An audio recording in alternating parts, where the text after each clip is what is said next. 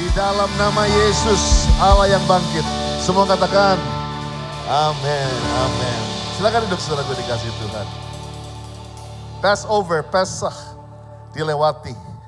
Kita memperingati, bukan hanya kata Paskah, bukan hanya terjadi 2000 tahun yang lalu di kayu salib. Di dalam kebangkitan, tapi kata Paskah, Pesach, Passover. Waktu umat Israel merayakan, mereka dilewati dari maut. Karena ada darah anak domba di palang pintu yang berbentuk tanda salib, yang berbentuk palang pintu seperti salib. Saya percaya hari ini, inilah hari yang dahsyat. Dan tema sepanjang hari adalah The King Reigns. Raja itu memerintah. Katakan amin. Tapi saya harapkan ini bukan menjadi slogan hari Minggu Paskah saja. Apakah dia hanya menjadi raja yang memerintah cuma di Passover Sunday? Ataukah di seluruh hidup saudara? No wonder kalau dia cuma hanya ada di Minggu Paskah, maka hidupmu begitu menderita karena dia hanya memerintah cuma di hari Minggu Paskah. Ataukah cuma di hari Minggu saja kau mau jadikan dia raja? He is just king of the Sunday. Tapi Tuhan mau jadi raja setiap hari, setiap saat, setiap musim, setiap waktu dalam hidup saudara. Katakan amin. Jangan cuma King of Kings di hari Minggu, tapi King of Gambler di hari Senin. King Kong di hari Selasa. Apalagi King apalagi? King yang lain, King of Sex, King of Drugs.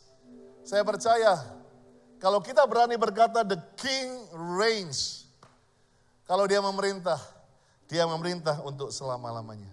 Khotbah di hari Paskah sebetulnya adalah khotbah yang paling gampang buat setiap pembicara. Kenapa? Karena gak ada lagi khotbah yang bisa menandingi cerita Paskah sendiri. Lu mau buat kayak apa, gak ada yang menandingi bahwa ada seorang anak Allah yang bangkit dari maut, bangkit dari matinya dan dia dibangkitkan dari kematian. Tidak ada yang lebih lu bisa buat lebih heboh. Maka seharusnya hari Paskah ini khotbah yang paling gampang buat semua gembala. Karena dunia perlu bukti, bukan bunyi. Lu gak dengar deh kayak gue bilang. Kita seringkali sudah dengar banyak bunyi, tapi gak ada bukti. Dunia boleh hapus Passover Sunday. Presiden Amerika boleh ganti hari ini bukan hari Paskah. I don't care. Karena kita gak mau bunyi, tapi buktinya sudah ada 2000 tahun yang lalu. Whatever.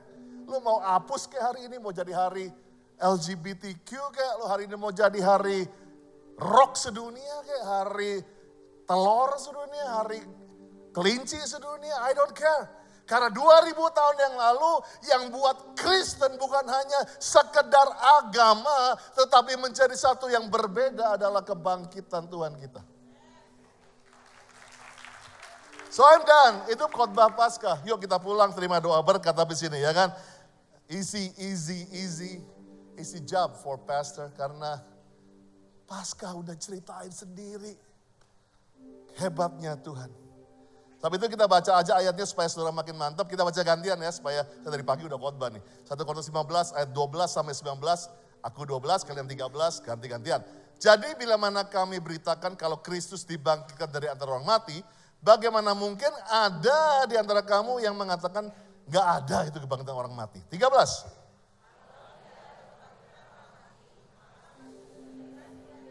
Tetapi andai kata nih Kristus tidak dibangkitkan, sia-sia kami khotbah, sia-sia pemberitaan kami, sia-sia sia-sia doa, sia-sialah juga percayanya kamu. 15.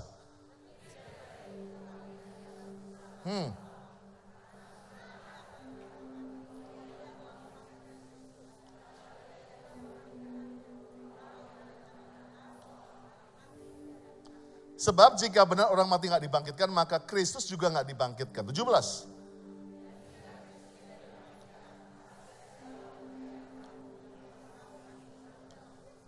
Dua ayat terakhir sama-sama yuk. 2, 3. Demikianlah binasa juga orang yang mati dalam Kristus.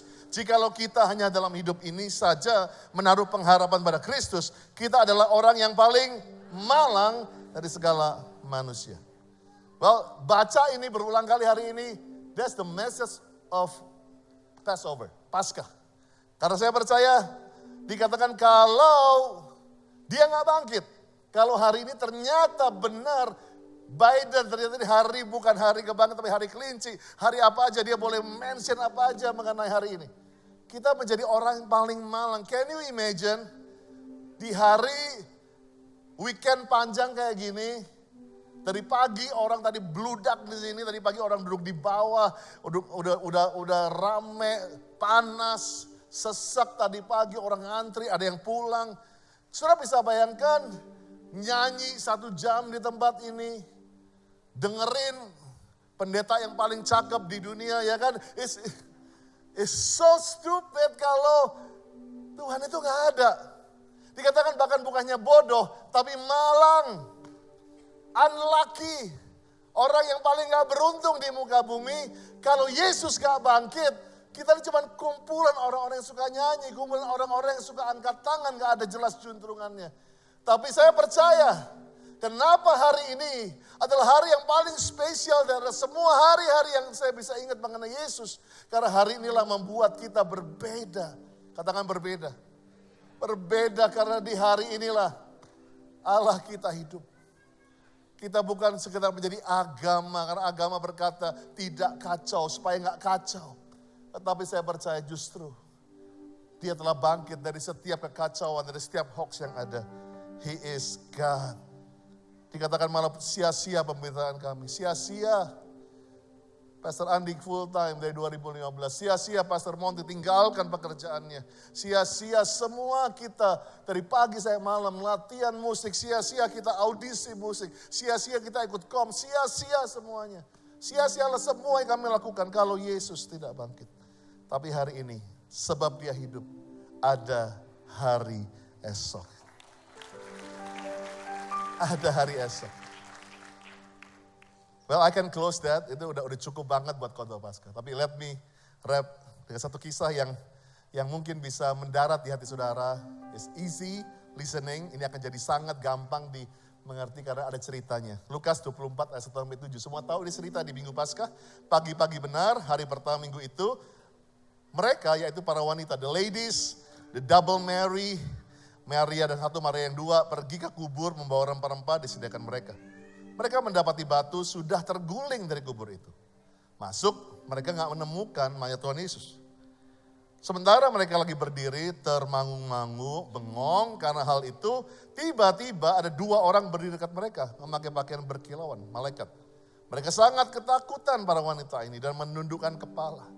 Tapi kedua orang itu berkata kepada mereka, mengapa kamu mencari Dia yang hidup di antara orang mati? Bahasa aslinya among tombs, di antara kuburan. Ia tidak ada di sini.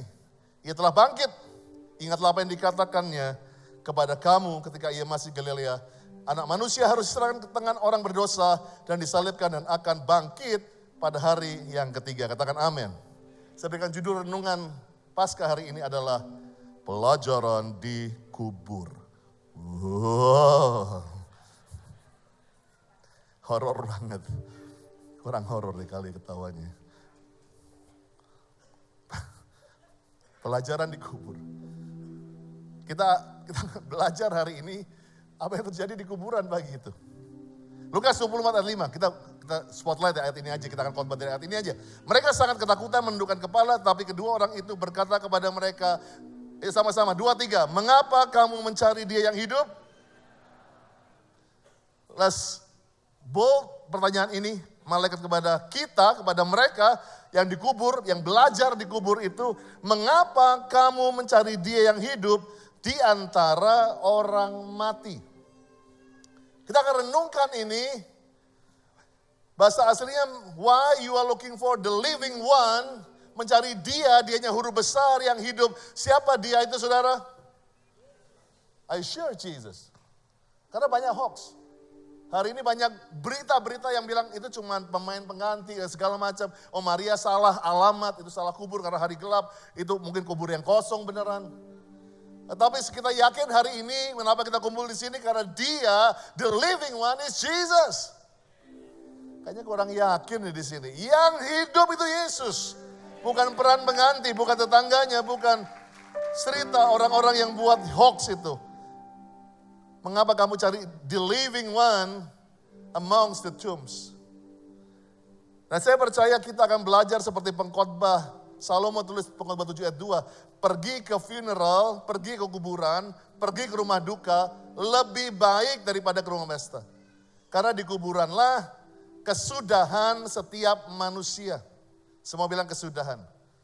Hendaknya orang yang hidup belajar, orang yang hidup memperhatikan. Jadi kita belajar nih, lebih baik kita ada di kuburan, di funeral, di rumah duka, daripada di rumah pesta. Karena di situ yang hidup, kamu perhatikan ini. Kita belajar di hari Paskah ini dari perkataan malaikat. Kenapa kamu cari Yesus di tempat orang mati? Apa sih maksud pastor yang dimaksud dengan belajar dari kuburan? Pertama, kuburan itu adalah tempat setiap usaha manusia berhenti. Semua bilang usaha. All the efforts. Semua usaha selesai waktu kamu sudah di kuburan. Karena tadi dibilang pengkhotbah, di rumah duka, di kuburan itu kesudahan dari segala sesuatu. So it is over. Semua effort, semua degree kamu, semua master degree kamu, semua PhD kamu, semua yang kamu bisa, kekuatan kamu, otot kamu berhenti di kuburan.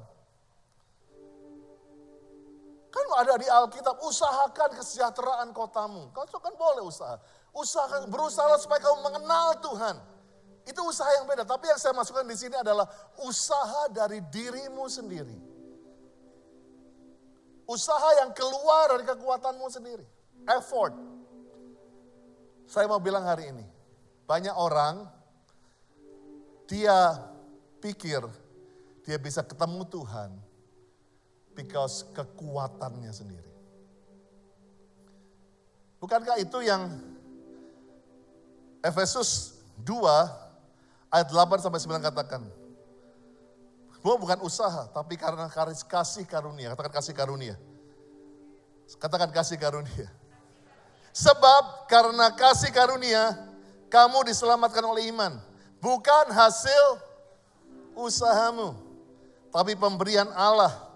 Itu bukan hasil pekerjaanmu. Jangan ada orang yang memegahkan diri.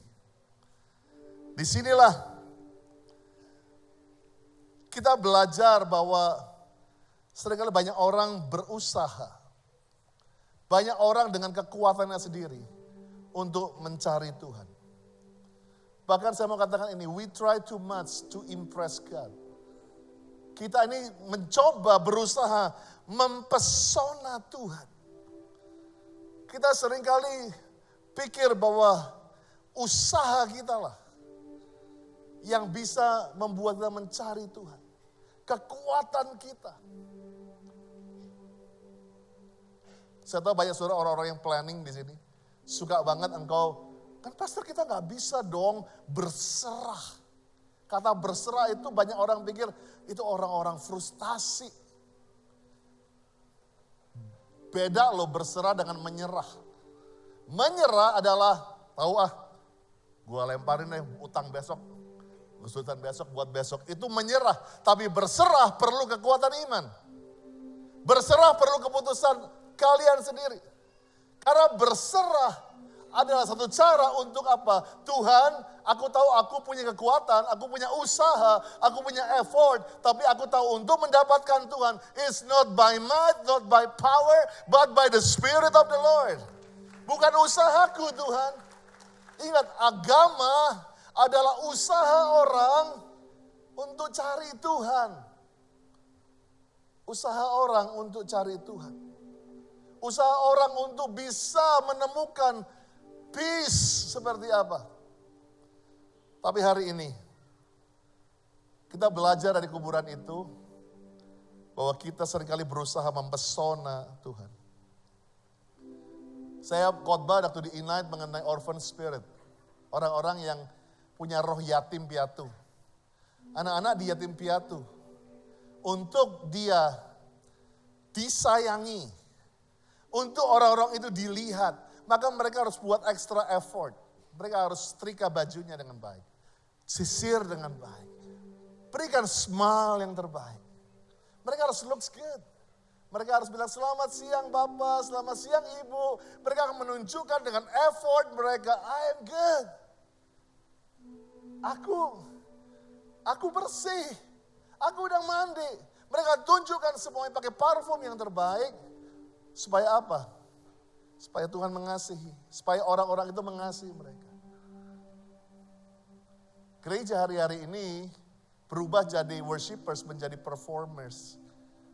Karena performers adalah kata usaha. Lu gak akan dibayar kalau lu gak usaha nyanyi. Performers dibayar karena usaha nyanyinya. Yang ngerti katakan amin.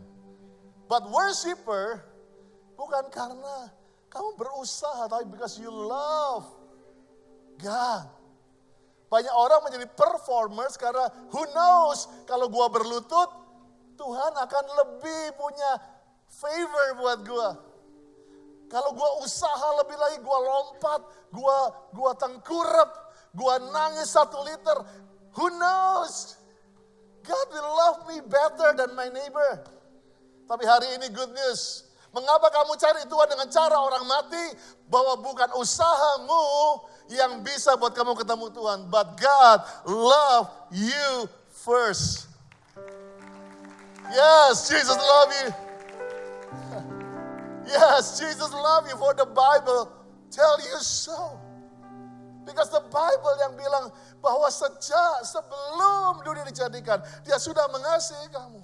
Sebelum kamu mau digugurkan, sebelum kamu diusir dari rumah, sebelum kamu dicopot dari warisan, sebelum kamu mengalami broken home, first, He love you first.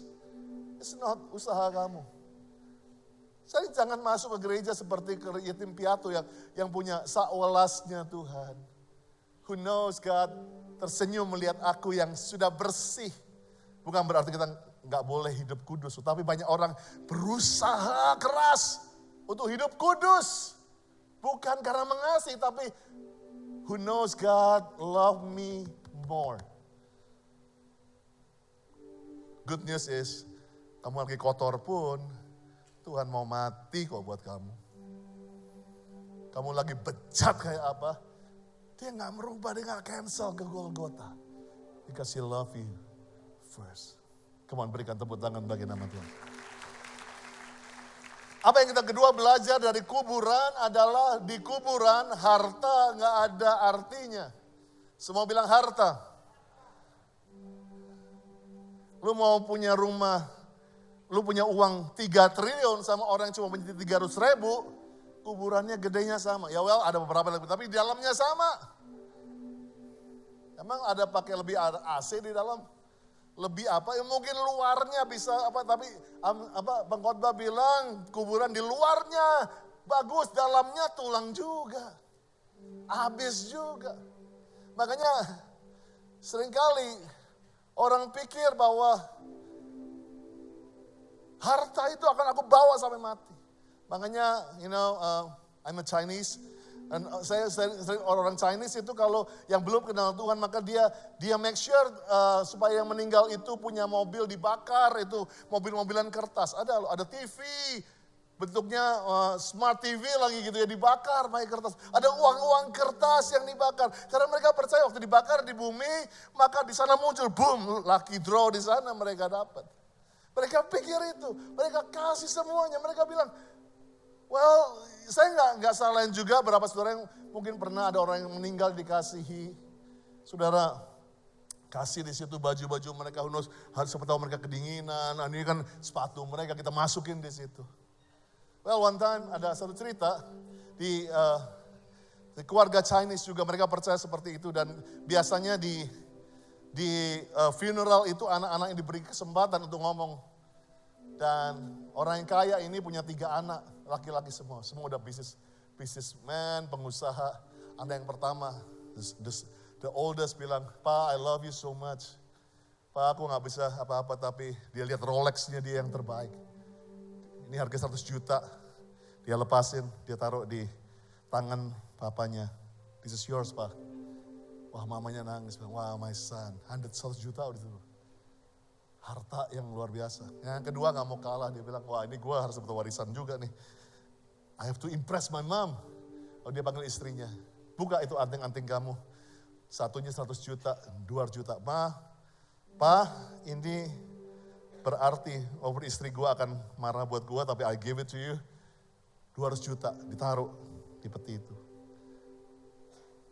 Anak yang ketiga maju dengan nangis juga, dia bilang, you know, I love you Pa, I love you so much. Aku gak bisa kasih apa-apa Pa, tapi aku mau kasih 1 miliar buat Papa. Wah, semua kaget, 1 miliar bro. 1 miliar, iya Pak. Bahkan aku kasih lebih. Tadi kakak kasih Rolex 100 juta, yang kedua 200 juta, Leontin, anting-anting 300 juta. Aku akan beli mereka punya, aku kasih Papa 300, kasih Papa, itu kan 300 juta, kasih Papa 600 juta. Jadi aku mau kasih Papa 1,6 miliar.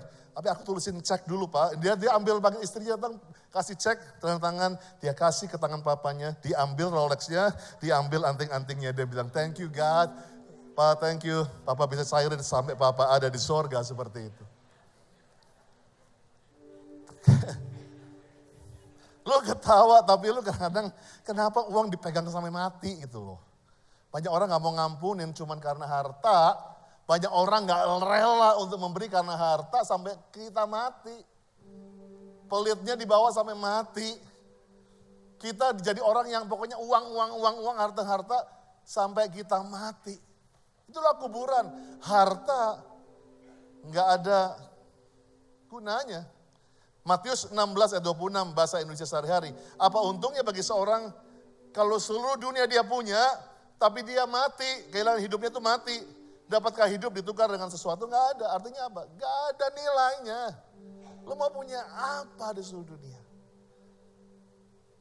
Makanya tolonglah, jangan kita ribut karena uang. Jangan putus hubungan keluarga karena harta. Karena begitu mati, harta itu nggak bisa kamu bawa. Begitu juga orang pikir bahwa dengan harta dia bisa mencari Tuhan. Dulu itu orang bawa persembahan untuk cuci dosa. Semakin gede dosanya, semakin gede hewannya. Semakin gede persembahannya. Mereka pikir dengan harta yang diberikan itu bisa mencari the favor of God. Mencari the living one. Banyak kita juga pergi ke gereja. Saya bukan ngomong ini, bukan saya bilang, oh jangan memberi. Tapi banyak orang, maaf, you memberi di gereja bukan karena your community, bukan this is your home. Tapi sudah pikir di tempat investasi. Kita pikir di tempat, kan ada 100 kali lipat bro. Gak ada bank mana yang kasih 1000%. Dan kita taruh di sini, wah kita pikir dengan harta, kita bisa impress Tuhan. Kita pikir dengan harta, kita bisa bilang, oh Tuhan akan lebih kasih gua tempat terhormat nanti di sorga. Makanya banyak orang, maaf, di agama yang lain gak ngerti mengenai prinsip ini, maka zakat ataupun apa saja sebelum hari raya mereka harus memberikan begitu banyak supaya apa? Tanda bakti supaya nanti diingat sama Tuhan. Banyak orang mencari Tuhan, banyak orang mencari hatinya Tuhan dengan menunjukkan, memberikan hartanya. Tapi saya mau bilang ini, lu mau kaya kek, lu mau setengah kaya kek, lu mau sangat miskin, God love you the same. Tuhan mengasihi engkau sama. Makanya itu orang pemungut cukai, dia bilang, aku memberikan uangku, brok dia kasih. Yang orang miskin bilang, aduh udah kecil, klenteng bunyinya gitu ya. Tapi Tuhan bilang, I love her. Banyak orang mau impress Tuhan dengan harta. Banyak orang yang mencari Tuhan dengan hartanya. Atau maaf, cari harta lewat Tuhan juga banyak. Kamu pikir kamu berseru Tuhan dan kamu pikir, I just want the blessing, I don't want the blesser. Aku mau berkatnya, aku gak mau pemberi berkatnya.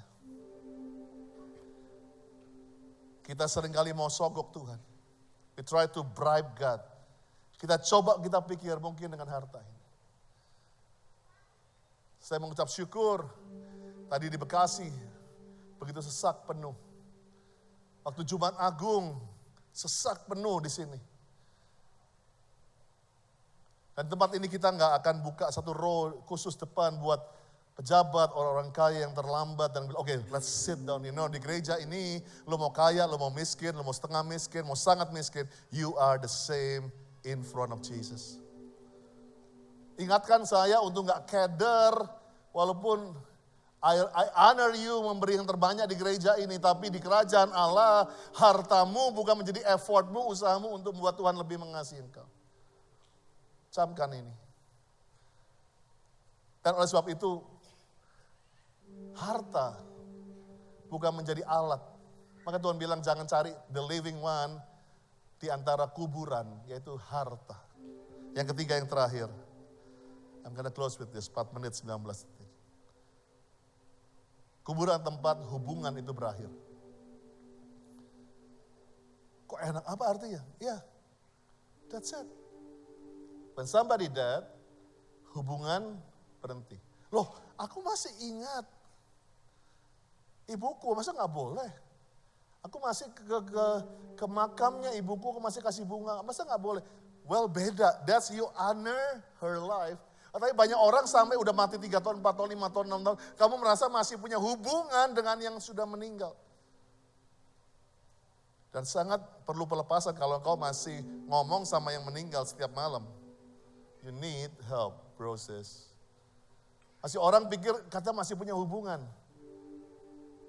Karena itu yang Abraham katakan kepada orang kaya di depan Lazarus yang miskin, bahwa ada jurang yang memisahkan. Waktu orang itu meninggal, that's it. Aku ngajar ini bukan berarti kalian gak respect sama your parents yang sudah meninggal. No. Beda. Katanya banyak orang pikir, aku masih bisa rekonsiliasi dengan orang mati. No, setelah sudah dia mati is too late, proses. Makanya waktu hidup, rekonsiliasilah.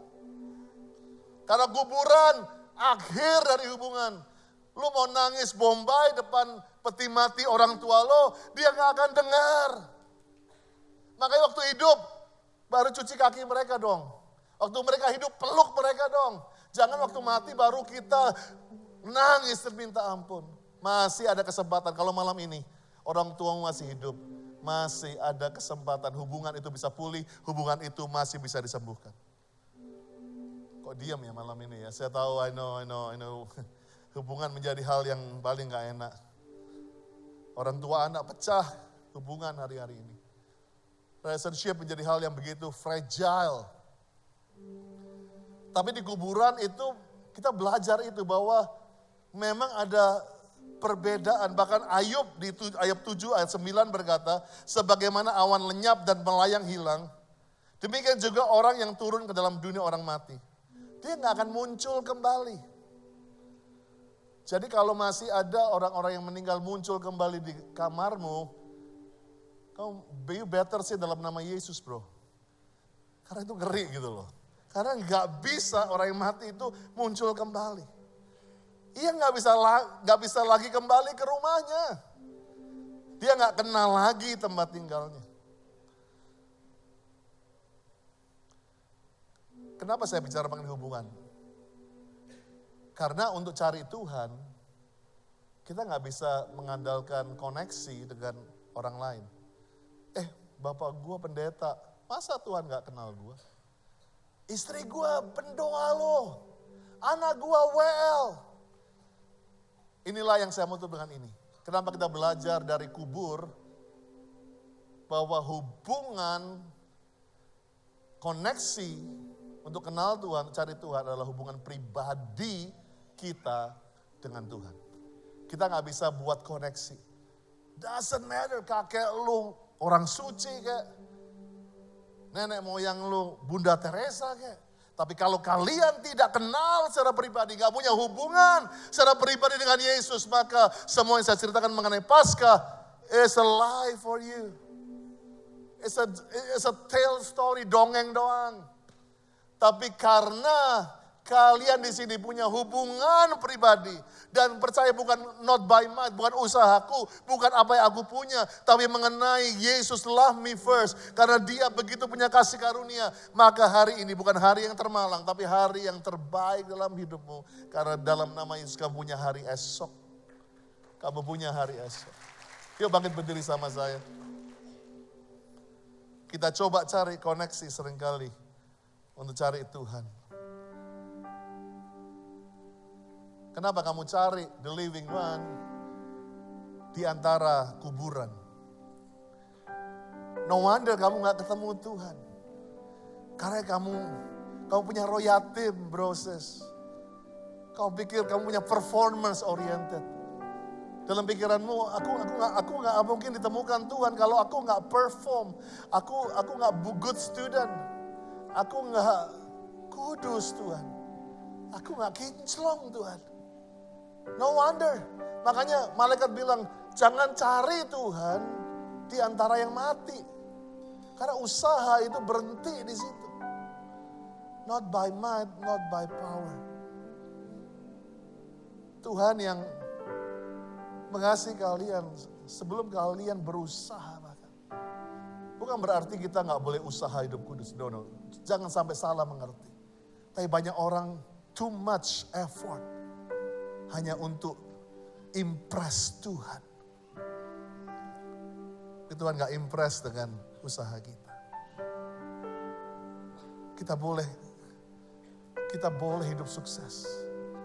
Tapi Tuhan bilang, I love you the same. Untuk kamu ada di atas, kamu di bawah. I love you the same. Hidup kudus bukan untuk impress Tuhan, tapi untuk membuat diri kita sendiri baik. Hidup kudus adalah menjaga kita. Hidup kudus adalah supaya kita menjadi umat yang layak. Gak ada hubungannya tuh buat Jesus love you more. Thanks God kita punya harta. Tapi jangan sampai kamu pikir dengan hartamu you can impress God. Kamu bisa nyogok Tuhan bahkan. Thanks God kamu mungkin jadi biggest donatur di gereja. I thank you, I honor you. Tapi jangan pernah beli Tuhan dengan hartamu. Bahkan maaf, jangan laundry dosa dengan uang. Karena dosa bukan tukarnya dengan uang, tapi dosa ditukar dengan darah Yesus. If you know Jesus, kamu di cover dengan His blood, dosamu diampuni. Sebab itu hari ini, dan yang terakhir, kalau kamu gak punya hubungan dengan Tuhan secara pribadi hari ini, semua yang aku ceritakan gak akan terjadi dalam hidupmu. Tutup mata semua. Kalau hari ini kamu belum pernah punya hubungan dengan Tuhan Yesus, kamu belum pernah undang Dia masuk dalam hidupmu, kamu belum pernah bilang dari mulutmu, aku percaya bahwa Engkau telah mati di kayu salib dan bangkit di hari yang ketiga jadi Tuhan dan Rajaku. Kalau kamu belum pernah confess that, maka hidupmu di luar dan kamu gak punya hubungan dengan Tuhan. Kamu punya teman anggota choir, kamu punya orang tua majelis, tapi itu gak ngefek. Kamu still the lost, kamu still orang yang akan binasa. Karena hubungan adalah hubungan secara pribadi. So di hari yang indah ini saya beri kesempatan buat saudara untuk bisa punya hubungan pribadi dengan Tuhan. Punya hubungan pribadi dengan Tuhan. Kalau ada di sini yang belum pernah mengundang Yesus secara pribadi. Kamu kenal Tuhan karena orang tua. Kamu kenal Tuhan karena istri. Tapi kamu gak pernah kenal secara pribadi. Gak pernah ngobrol sama Yesus secara pribadi. Aku beri kesempatan hari ini. Yang mau punya hubungan pribadi dengan Tuhan, angkat tanganmu pelan-pelan di hadapan Tuhan. I want to pray for you. I see you sister. God bless you. Aku lihat ya di sebelah sini. Aku lihat sebelah sana. God love you sister. Banyak banget di belakang sana. Yes. Semua angkat tangan. I saw you. Aku lihat kamu. Yes. I saw you brother. God love you. I saw you sister di belakang. God love you. God love you. God love you. Wow, di belakang sana 2 orang lagi. God bless. Yuk semua kita ikuti doa saya. Katakan Yesus. Semua ya, katakan Yesus. Terima kasih sudah mati bagi aku. Di kayu salib darahmu tercurah untuk mengampuni dosa-dosaku. Aku percaya Kau telah bangkit untuk menebus dosa-dosaku. Menjadi Tuhan dan Rajaku. Masuk dalam hatiku. Masuk dalam hidupku. Menjadi Bapakku. Tuhan dan Rajaku. Di dalam nama Yesus. Doa tadi adalah pintu hubunganmu secara pribadi dengan Tuhan. Congratulations. You found Jesus. You found the living one. Bapak, terima kasih hari ini. Kami belajar dan renungan mengenai Tuhan. Gak cari Tuhan dengan cara orang mati. Thank you God. Terima kasih. Karena bukan kuat gagah usaha kami. Bukan karena apa yang kami punya. Bukan karena backingan kami. Tapi karena Tuhan mati dan punya rencana yang indah buat kami. Terima kasih pilih kami di antara 8 miliar manusia. Terima kasih sudah memberkati kami yang menjadi buah sulung di keluarga kami. Thank you Lord. We love you Jesus. In the name of Jesus. Come on, berikan tepuk tangan buat Tuhan.